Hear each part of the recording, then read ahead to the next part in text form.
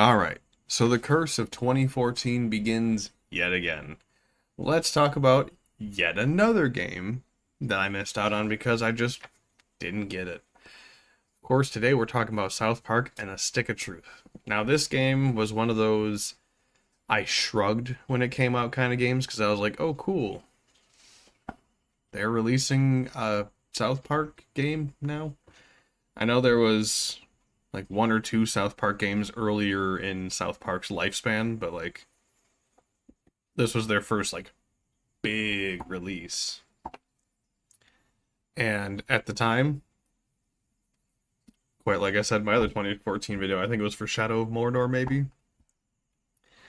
Uh I was too busy playing stuff like Destiny, the Diablo 3 DLC, Far Cry 4.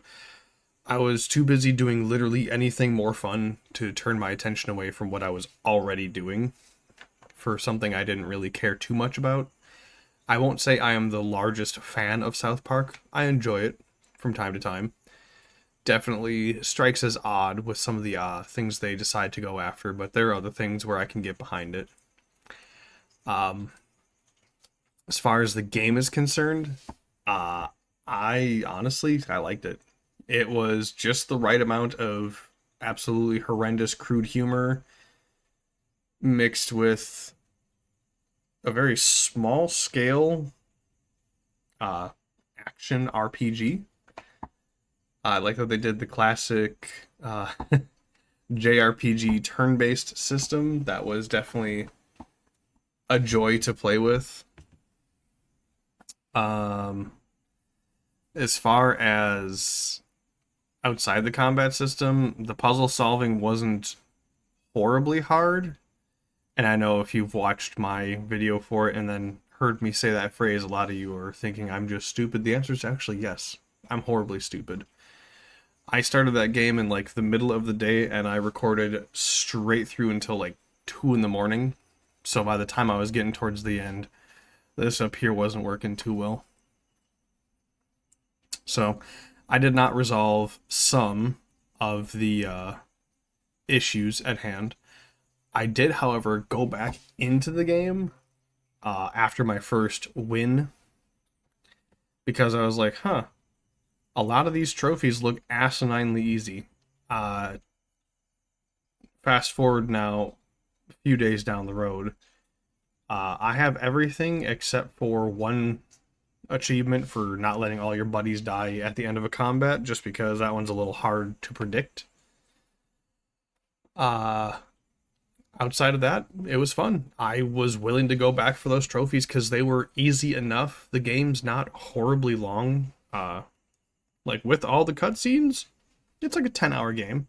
If you skip the cutscenes because you're just trying to play the game, you got maybe 5.5, 6 hours of gameplay there, realistically.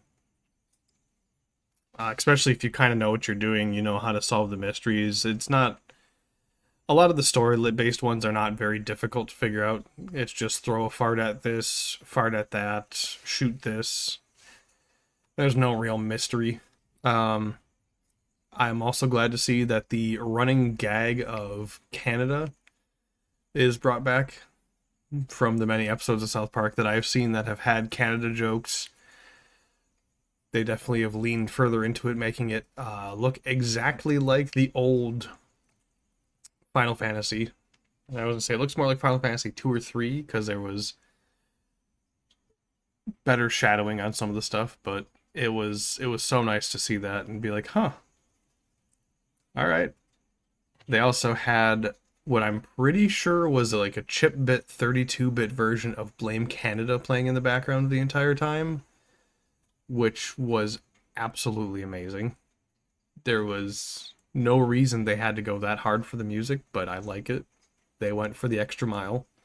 A lot of good references from the show that I saw come in, like the Antonio Banderas love doll, which is an orc in the Kingdom of Koopa Keep. Wonder how Cartman settled on that particular name.